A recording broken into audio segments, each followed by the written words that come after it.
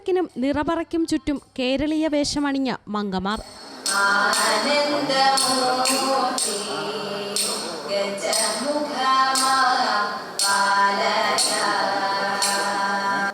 വേഷം മുണ്ടും നേരിയതും പാട്ടിന്റെ താളത്തിൽ മെല്ലെ മെയ്വഴക്കത്തോടെയുള്ള ചുവടുവയ്പ്.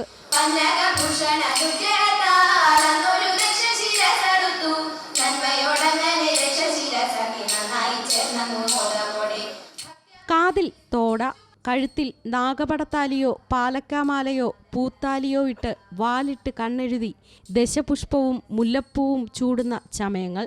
ഗണപതി സ്തുതിയിൽ തുടങ്ങുന്ന തിരുവാതിരയിൽ വിവിധ ഘട്ടങ്ങളുണ്ട്.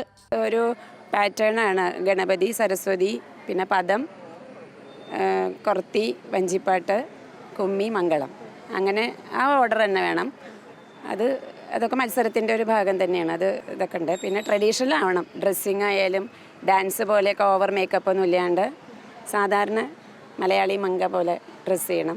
ചുവടുകൾ പോലെ തന്നെ വേഷത്തിലും ലാളിത്യം വേണം.